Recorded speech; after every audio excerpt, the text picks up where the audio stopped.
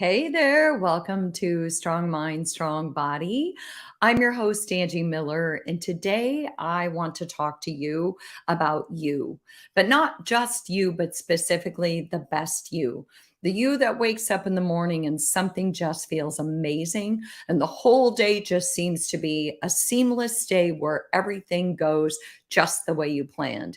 But we know that most days aren't like that, or not all days are like that. But what does it really mean to feel self optimized, to live at our optimal self, to feel like everything is falling into place, to show up at our highest performing selves?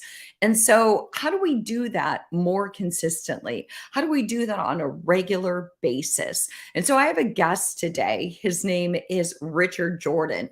He is the chief Flow Officer of Flow Life Solutions.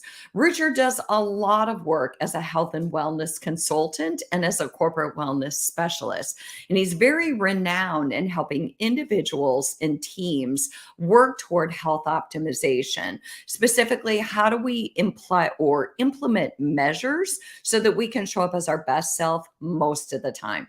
So I'm going to bring in Richard and have him introduce himself because I'm so excited that he's here. How you doing, Richard? I'm very well, Angie. How are you? I am doing very well.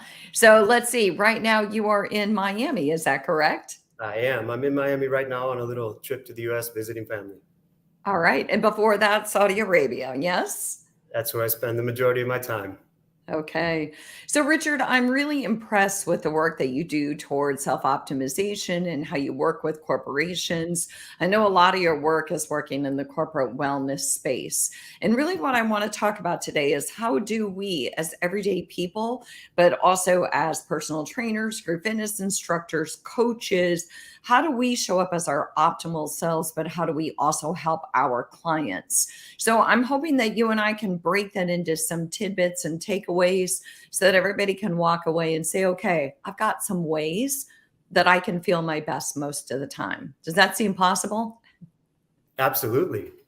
That's the work that's worth working on, right? So I really think that obviously, as we know, there's not a one size fits all approach, and for personal trainers and anyone in the wellness industry, and including clinical professionals, the industry seems to be moving towards more of a holistic caring culture where having the skill set to be able to listen empathetically and understand and meet the client where they're at in their life with their specific goals and dreams and objectives, and then tailor the pillars of health and wellness that are really skill sets. So I like to say that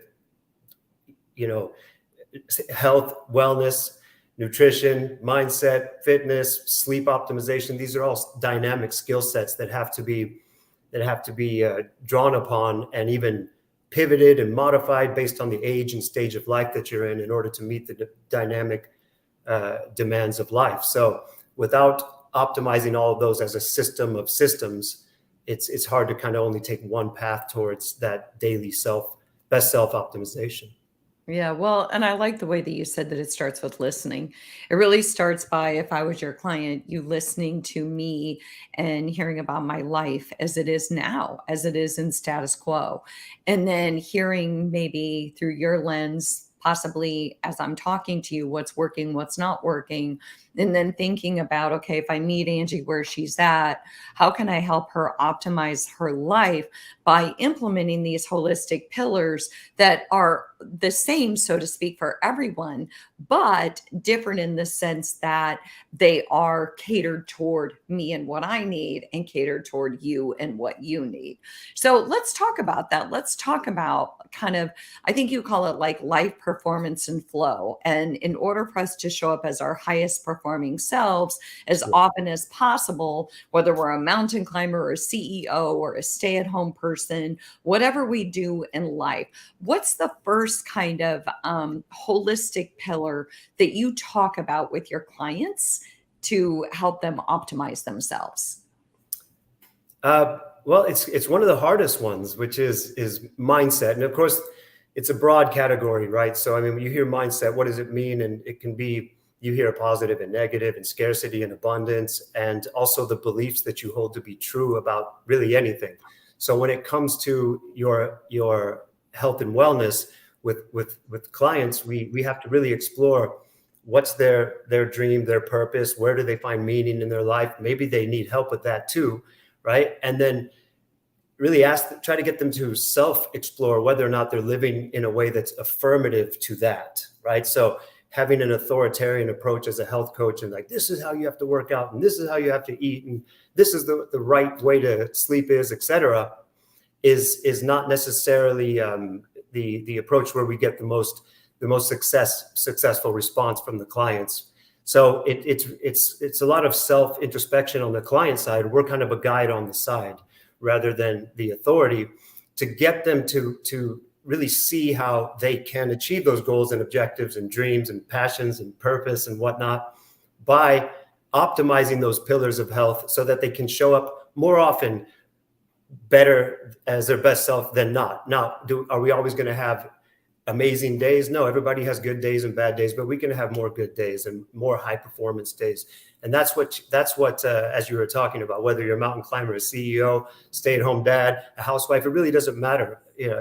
Be feeling good, not really, let's say, suffering and medicating our way through some lifestyle-based diseases, getting out of our own way, et cetera, is really what it's all about. Well, and I think it goes back to the original thing that you said on the listening component. You're really not going to know where somebody is feeling optimal currently. You're not going to know their status quo unless you're really hearing their story. And people will tell us their story if we invite it in and we ask the right questions and we offer a safe space for them to tell it. So as they're talking about their mindset, what you're really hearing is, what is your true meaning and purpose in life? What do you most want to achieve? And then if I heard you right, you're saying, but are you living in alignment with that? Because a lot of times people will say things like, well, family is my biggest priority. And then you hear their story and you start to talk to them about their work day and you realize that they're going to work, they're leaving for work at 5 a.m. and they're getting home at 6 p.m. To me, there's a disconnect then between family is the most important to me, but how many hours am I actually able to spend with family? So how can we level that out? If we can't change the amount of hours that we're working, my thing would be, well, then how do we make the time with your family most meaningful? Right. The quality of the time. And of course, I mean, in the day and age that we live into, I know you know this, we all work with a lot of individuals who have time issues. It's often an excuse that people lead with. I don't have enough time for my family. I don't have enough time for my sport of choice. I don't have enough time for my hobbies, etc. And of course, when we help them there's a time management, life coaching aspect that goes in there to really kind of see where people are spending a lot of their distracted time. And we live in an era now where I'm sure there's never been such an era of distractions that kind of derail us from getting back to those things that make us come alive and that are important to us. And of course, we don't. I had to learn this later in life. It's part of the journey, but we don't work on our health and wellness in order to get better at health and wellness. We work on it in order to get better at life and performance and be in the flow. So I think in order to get sustainability and compliance, which we know is often not good, whether it's with personal trainers, their clients, or physical therapists, medical professionals, it's like oftentimes a very low compliance rate because it's not being associated with their passions, dreams, goals, and purpose and where they find meaning. Mm. That was so well said because I think we think that we go into fitness to get, quote, a healthier body, but we don't really realize that we get a healthier life. We get better relationships. We feel better on the inside. We sleep better. We want to eat better. We feel more inspired.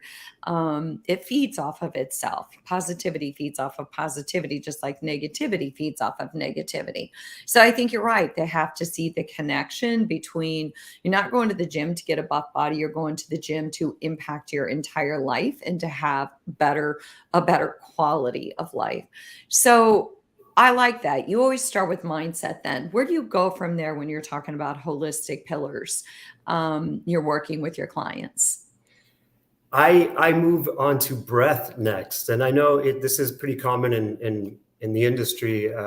Now we understand that we take whatever on average 20,000 or so breaths a day, and each one sends a direct message to our nervous system about really how how we're doing, what's our environment like, or at least that's how it's perceived internally. So most people, there's some data around this, but most people have what we call an inverted breathing pattern, right? They've lost the respiratory mechanics to be able to properly breathe from the diaphragm.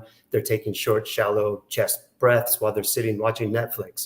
There's nothing really wrong necessarily, but the message that it sends is very sympathetic, right? From an autonomic nervous system standpoint. So people are living their life in this like slow, constant drip of stress chemicals that are just coming from something so simple. But I say it's so simple if it's the thing we're doing all the time. So when you try to correct it, there's a lot of challenges with that people have to get through. We don't have time to get into all that now, but it takes some time, and you can't just hear a podcast or watch one video on YouTube and find out why you need to do it and how to do it, and then you're all good and ready to go. It has to be practiced. Like it needs to be practiced at times when you are not keyed up and amped up and stressed out, so that when stressful things happen, you can deploy the tools and also improve your digestion and also improve your heart rate variability, which is so important. I mean, there's so many reasons why breath is the sort of foundation of everything that we are as a living species. I'm glad that you brought up breath, because I have a lot of guests on this podcast and we talk about holistic pillars and we talk about ways to help our clients, and seldom do we talk about breath. And I'm a yoga practitioner and teacher, and of course I practice breath in there, and I train seniors, so I practice breath with them because I want to work on posture and I want to work on endurance and just so many other reasons why I work with breath. But I always say that short breaths make you spicy. And when you learn how to breathe properly, just to your point, there's all these other areas of your life and your being that improves everything, all the way, like you said, to heart rate variability. And I also appreciate that you said practice breath when you're not amped up, because it's just like building habits. When we need to employ the habits is when we're most challenged to employ them. So we have to kind of turn breath into a habit, if you will, where we contextually understand what it feels like to breathe well so that we can implement it when it matters most. But I agree with you. It'd be really hard to get into the whole breathing, all the different types of breathing, but I appreciate that you go to breath. So you kind of start with mindset, and in the mindset you go into purpose and meaning. You talk about breath. Where do you go from there? So the one that it's kind of a combination of nutrition and movement, but yeah, definitely I go into the dreaded nutrition subject, or everyone wants to throw tomatoes at me when I start opening up the idea of eating a real food diet. And there's always pushback. Nothing's real anymore. Everything's, and there's a lot of truth to the quality, the poor quality of our foods these days. But we tend to get a lot of magic just from the one step of that real food approach. If never mind which diet is the best at this point, never mind the macros, all these things are important. But at first, getting someone to kind of look at their daily meals and ask themselves, does this look as really as close to the original source that this food could come from, whether it's plucked or pulled or caught or whatever? Does it look like that, or does it look like something that, well, if you just arrived to planet Earth, you wouldn't be able to identify where it came from? And when we start to do that as a first step, again, 80-20, nothing's 100%, getting people to make the right choices 80% of the time, and having whatever they consider to be enjoyment and fun for now, which changes as time goes on. That's the next step usually. I think that the whole real food concept is amazing. And I think that's where the money is, because we complicate nutrition. And even being in this space for how many decades, I'm still so confused by nutrition. And I always say that's not my area. Um, but that's exactly right. Just starting with real food, starting with the basics and not complicating it. How many packages do you have to open to get to it? Right? If you have to open a box and then open a wrapper within the box, okay, so And how long does the food stay good? You Yeah. know, if it's been in your cupboard for a year and a half and it's still safe to eat it, I don't know. You might want to take a second look at that. So the concept of real food makes it simple. It's kind of like, well, what makes sense? What is more plant based, or what is less packaging? What are some other ways that you describe real food? Those are the ones that come to my mind. Yeah, the list with items on it that you can't pronounce. I mean, it sounds silly to people when I say that, but I don't like I can't even name them, and I see them all the time. But these additives and stabilizers and all these things that are designed, as you said, to make them last long on a shelf and all that kind of stuff. So if it has those in them, that would be the first red flag.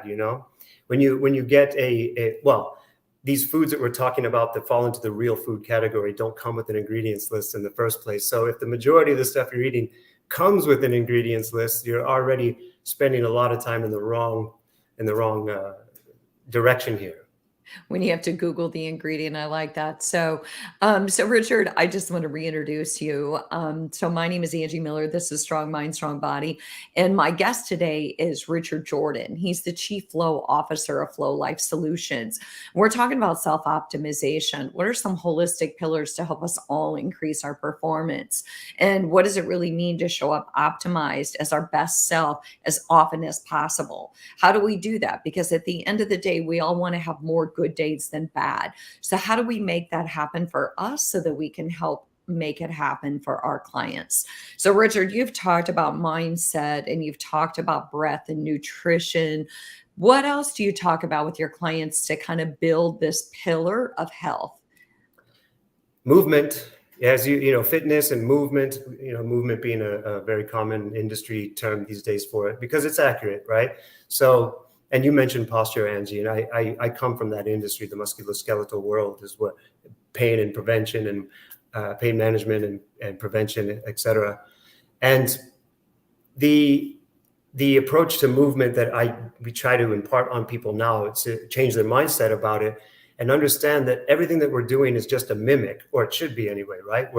We go to the gym because we're not living the way we did for thousands of years. We're not pulling water out of wells. We're not chopping and carrying and hinging down for long periods of time, washing things in a river or whatnot, right? So, and sprinting after rabbits or running away from an animal. So all these things need to be in the approach to movement, right? But also mobility. This is the most sedentary time humans have ever experienced. So making sure that we have good range of motion, good posture, breathing, and body mechanics all kind of go together as a trifecta. So it's a paradigm shift, as we know, the functional fitness industry, and understanding what helps us to arrive at optimal health from a lean muscle mass to body fat percentage and as a ratio, and the hormonal story there is just optimized from a health standpoint if we can achieve that, and also be pain-free. I used to hear people all the time when I was working in Miami in that back and neck pain world. You meet somebody, they come in, they say that they have back pain, or if we ask them, do you have any back or neck issues? They say, doesn't everybody? It's just a part of life. And of course, I don't mean to ever come across as insensitive. There are reasons why people have back and neck or musculoskeletal issues that aren't from prolonged postural stress. But the overwhelming majority is from prolonged postural stress. So taking care of that, just like we prioritize brushing our teeth, we need to take care of our joints. And we need to make sure that our activities of daily living, hopefully until we leave this world at 120 years old, that we are, banging on all cylinders. You know what I'm saying? Well, and again, you're right. The movement is the key word, because it's more about how do you move and how often do you move, and what is the quality of that movement, and that's where posture and breathing comes into play. Because if it's not quality movement, it probably doesn't feel good for them. It probably invites pain, and so therefore they don't want to do it. And so I think just to tell our clients to move is one thing, but to talk to them about posture and breathing is a whole nother thing. And which is probably why I love training seniors, because it's such a powerful thing to watch them shift their posture, and then in fact to watch them breathe better, and then in fact to watch them move better and feel better, and to wake up with less pain and dysfunction. And I think if that were to start at a younger age, we would all age better, to your point. Then we could all make it to that 120 years old, right? So, posture and breathing is everything. And I think that it does invite better movement. So, Yeah. and just again, just move throughout the day. It doesn't have to be a lot, but, as much as possible. Yeah. So you talk about movement. I'm going to guess I know where you're going to go next. That nemesis of mine that every time someone brings it up, I go, oh, don't make me feel bad, but sleep, right? That's it.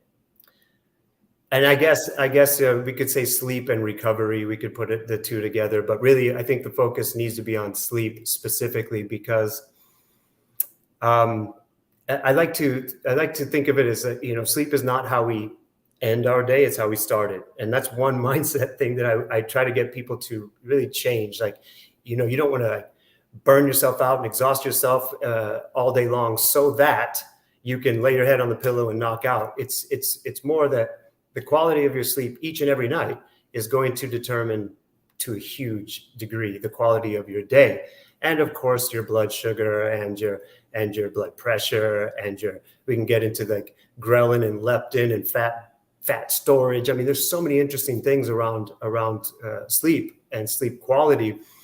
But just like with everything else in modern times, it's like we live in cultures that glorify pushing and burning the candle at both ends, and I'll sleep when I'm dead, and all this kind of stuff. And it's a shame.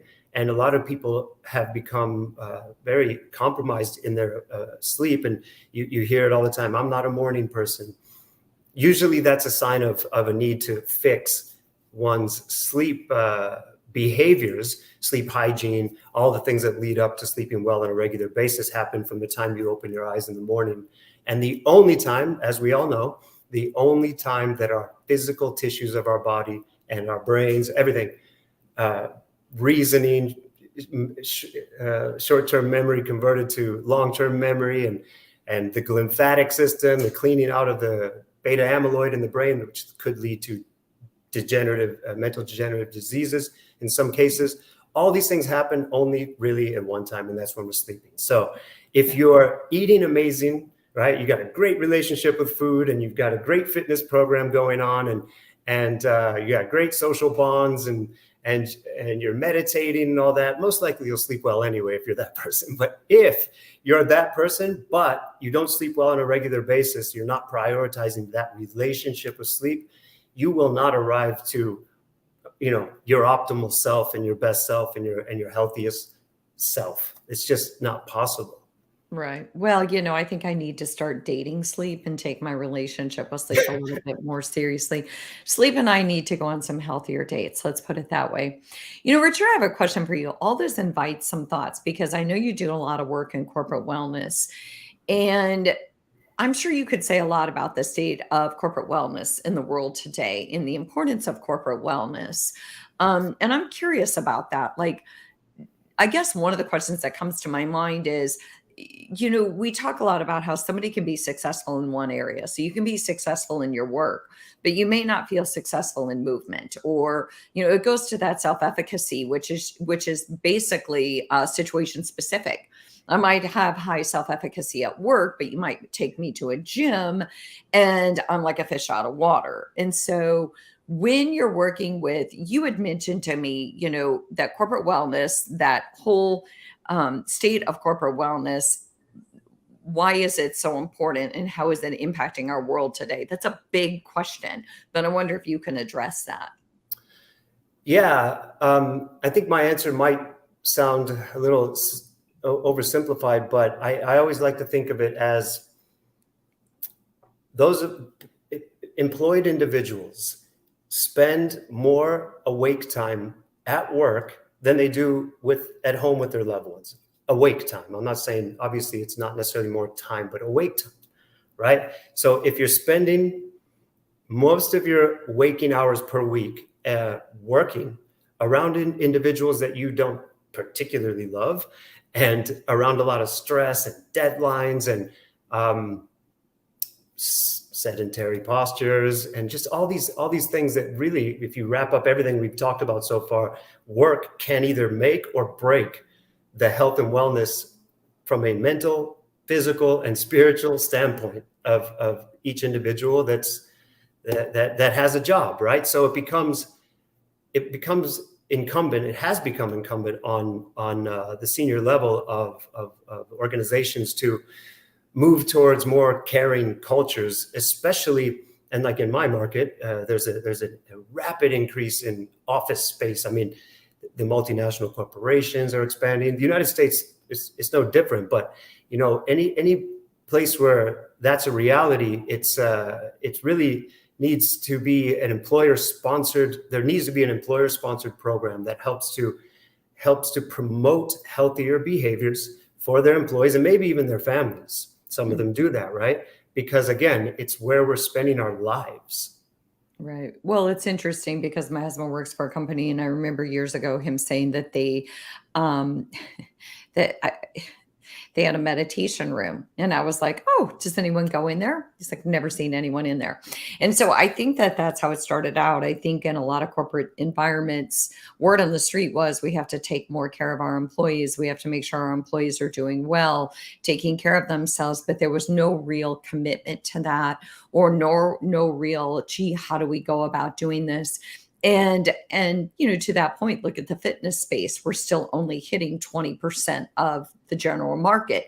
We still haven't figured out how to get that 80% into the gym. So of course corporate America is struggling with this. And when we say corporate America, I mean everything. My daughter works for a resort, and she works in marketing and events. And at the age of 20 something, she's so overworked and has no quality of life. And ironically, she's hosting events to bring people joy. So a lot of times, those people in hotel and restaurants, the people in corporate America, in all corporate environments, are the ones that are providing services, are the ones that need services. So I think there's a big space for us in fitness to get into the corporate setting and say, we can help you. What are your thoughts on that?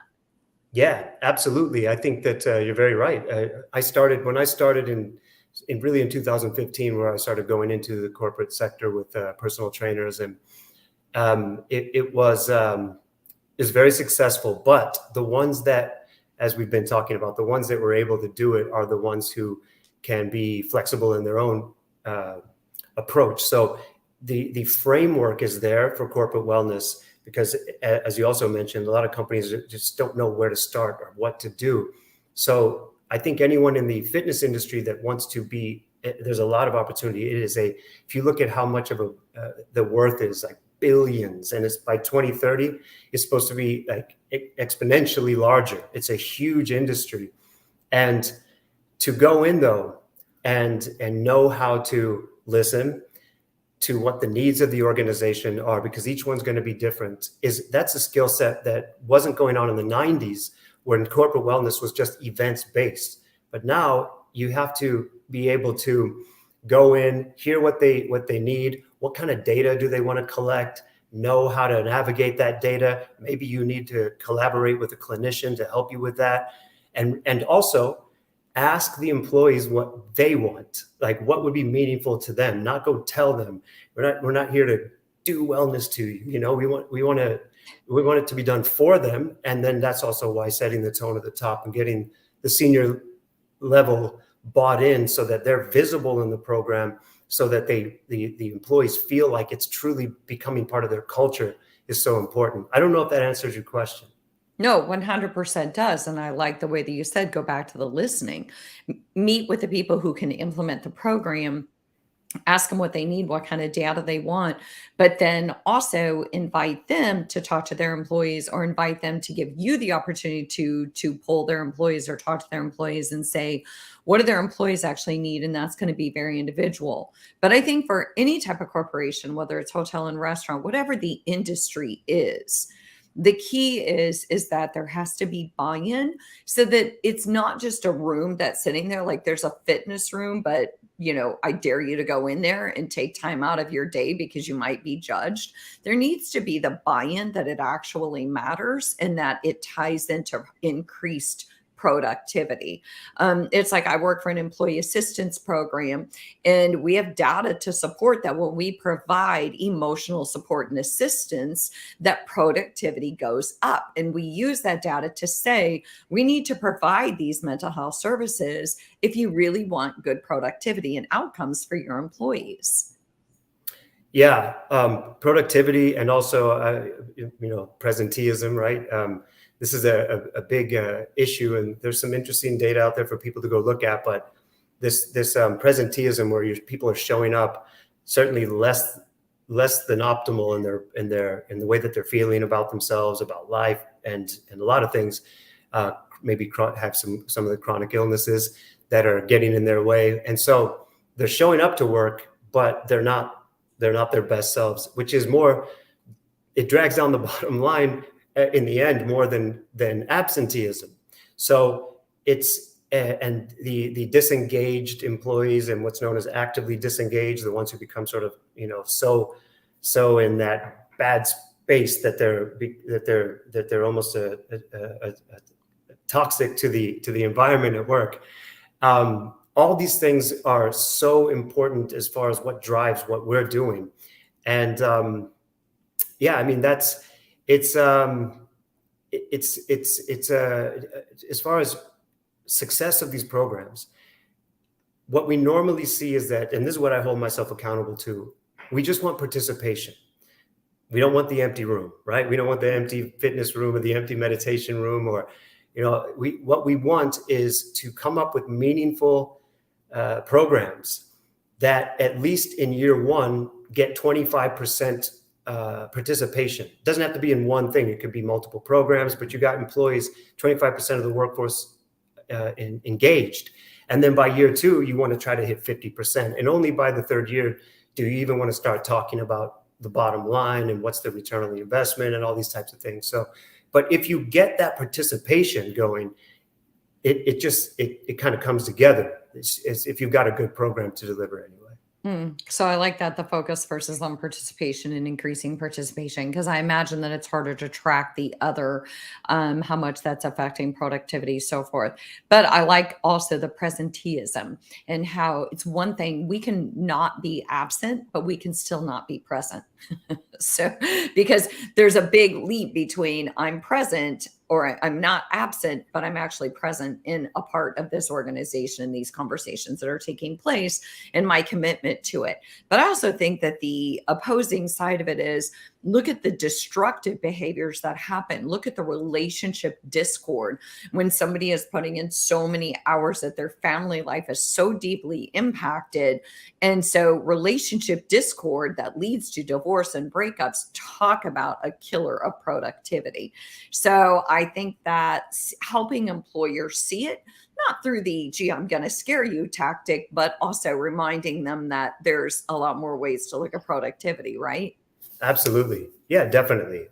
I mean, you said it well. I don't know if I have anything to add on to that. It's the fear thing, again, back to whether it's corporate wellness or whether it's individual wellness, right?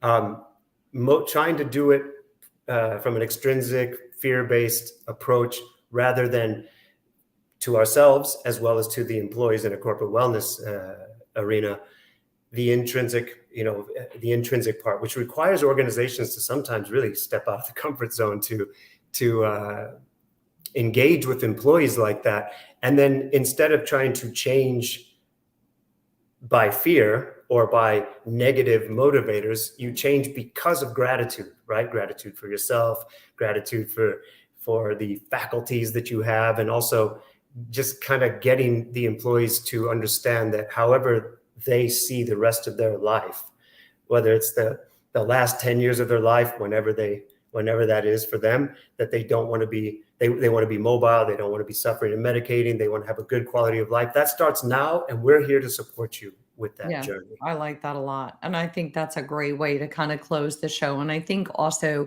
I wanted to tie in corporate wellness because really my goal with that is to say that there's a lot of opportunity for health wellness pros and coaches, but also to remember that most of our clients are living in that space. And so we can be saying these things and driving these motivators, but then they have a lot of pull in these other areas. So having some compassion and empathy for this is a real struggle. So how do we provide solutions and help them feel successful? So Richard, Jordan, I'm so happy that you came on. I'm so happy you shared your expertise. I love the work that you do. And thank you for sharing everything you know with our Strong Mind, Strong Body audience. Thank you so much for having me, Angie. It was a great pleasure. You bet. And thanks to all of you who are listening. Thanks for joining Strong Mind, Strong Body. Let me know if you have any questions or any ideas for future episodes or information that you'd like to know. And we'll see you next time.